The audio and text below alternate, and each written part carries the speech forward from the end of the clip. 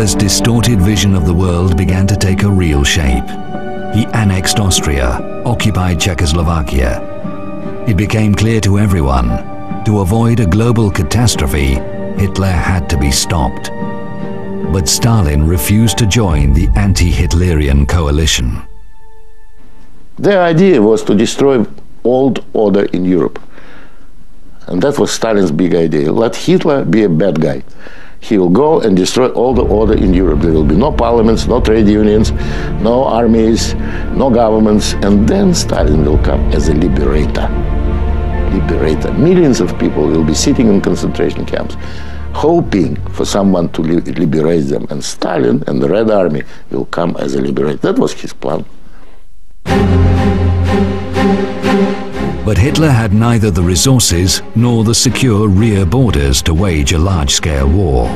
So, on August the 23rd, 1939, Hitler and Stalin sign a pact which provides Germany with a secure eastern border and huge supplies of strategic resources to be provided in later economic agreements.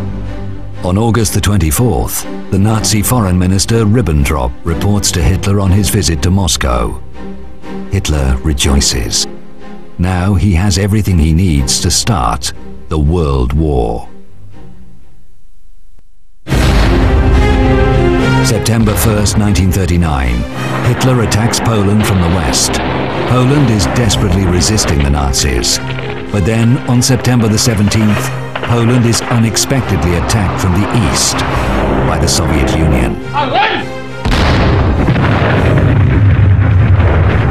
Действия, которые совершило советское руководство, отдав приказ о вторжении на территорию Польши, согласно всем нормам международного права, не могут расцениваться никак иначе, как, так сказать, совершение агрессии. The Luftwaffe's bombers were attacking Polish cities, and the Soviet radio transmitter in Minsk guided them to their targets.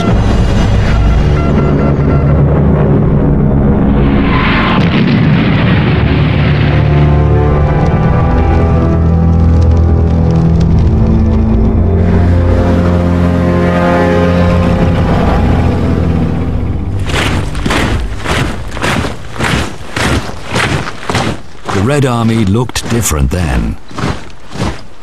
It entered the Second World War, side by side with the SS. Local populations sometimes could not tell the difference between the two. So, to be sure, they addressed both. The German army met the Red Army in the middle of Poland, and then the two totalitarian monsters, Soviet and German, divided the country between them. The Soviet press depicted the whole thing as a fight against Polish fascism. The peace-loving Nazi Germany and the Soviet Union were fighting aggressive Polish fascism.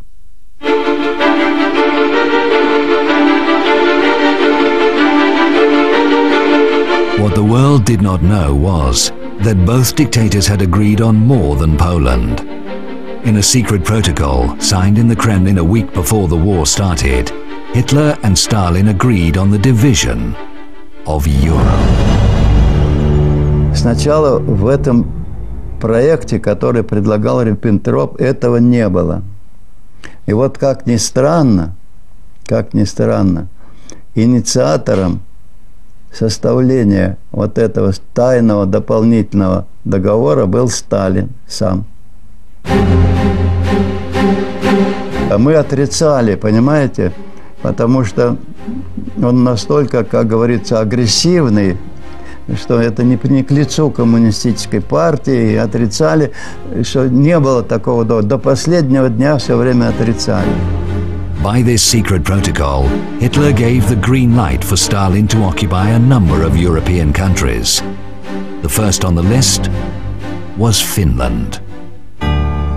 When the first bomber planes came to bomb Helsinki, you know, the autumn, November 39, Finns thought that those Russian bomber planes were lost, simply that they're bombing Helsinki by accident.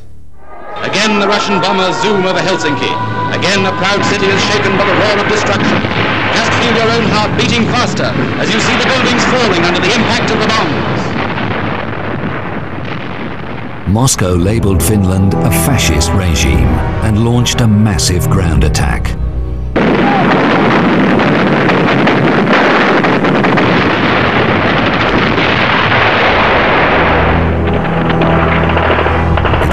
A disaster. Russians lost 1/3 dead, frozen and wounded. Tiny Finland was miraculously holding back the world's largest army. But it was at an enormous cost. My father lost 4 of his brothers in that war. 4. That's a lot in one family. That was the price we paid, that we did not have a democratic society next to us. Finland's flag is still flying. Though she may pass through the valley of sorrow, though she may lose her liberty and her land, she fights on. Yet another air raid on Helsinki. This time the camera catches the horror these dastardly attacks bring into the lives of the children as they dash terror-stricken to the shelter.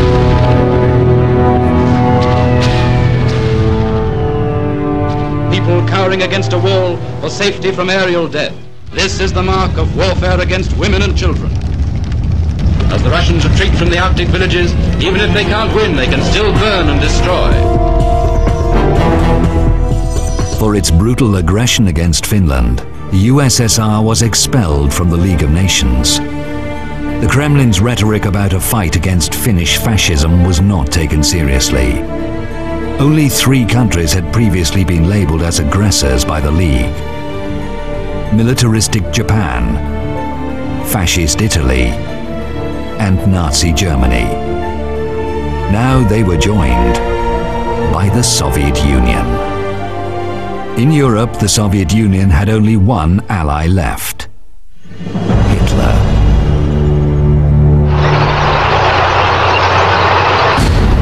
Hitler launched his blitzkrieg in the West. Nazis occupied Denmark, Belgium, Holland, Luxembourg. Norway was invaded with the direct help of the Soviet Union. Stalin provided the Nazis with a Soviet naval base near Murmansk, from which Hitler launched his attack on Norway. Когда было принято в Берлине решение о прекращении использования этой базы, то было направлено соответствующее благодарственное письмо адмирала Рейдера наркому военно-морского флота Кузнецову с выражением большой благодарности за услуги, оказанные германскому военно-морскому флоту. Stalin wrote to the Nazi foreign minister Ribbentrop, "The friendship between Germany and the Soviet Union was sealed by blood." Apparently, he meant the blood of the Soviet and Nazi victims. And friendship it was. Soviet and Nazi officers were meeting and discussing the progress of the war. This is December 1939. The progress was good, and the prospects looked even better.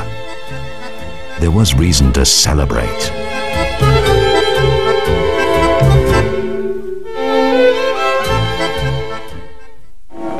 Nach den ersten russischen Getreidelieferungen trifft an den Übergangsstationen. The Soviet Union became the main supplier of resources for the Nazi war machine. Thousands of tons of oil, iron ore, construction materials. Even trainloads of Soviet grain were sent to the German army.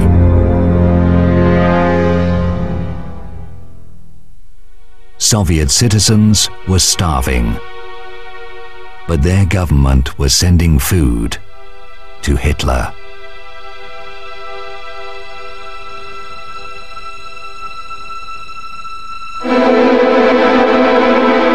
The Soviet Union went even further. It persuaded the communist parties of Europe to sabotage the resistance movement and to support the Nazis.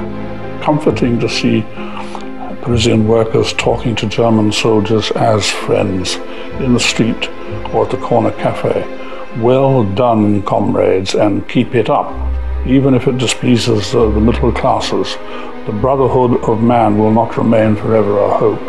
It will become a living reality. That is the French Communist Party in July 1940.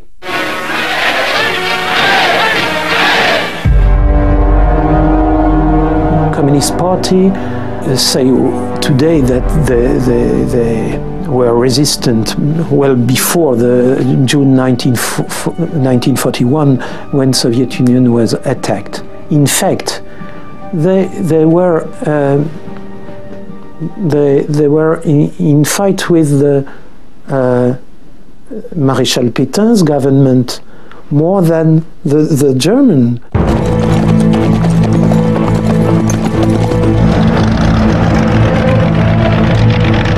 In June 1940, Hitler crushed France.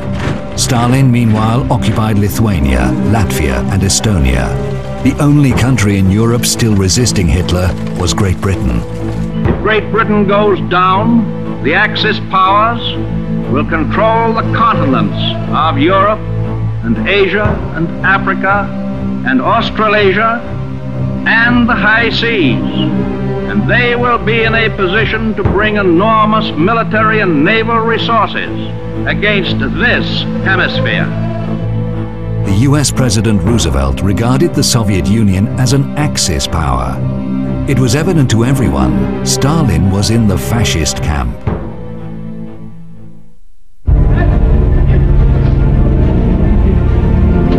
The Soviet Premier Molotov went to Berlin to discuss the post-war world order. In der neuen Reichskanzlei wurde Molotow vom Führer zu einer längeren Aussprache. He arrived with a list of territories the USSR was interested in.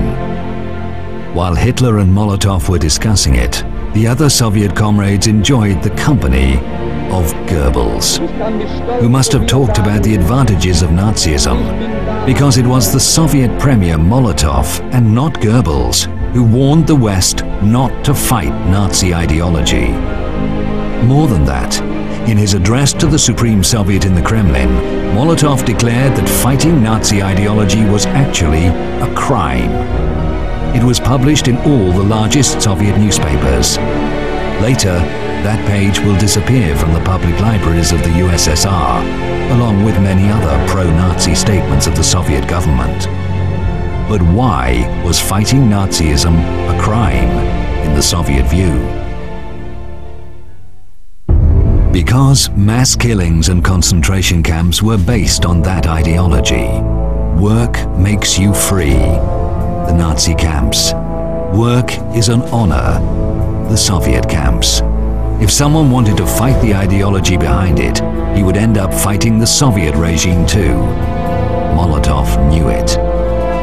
After all, he was the one who personally monitored the extermination of 7 million Ukrainians.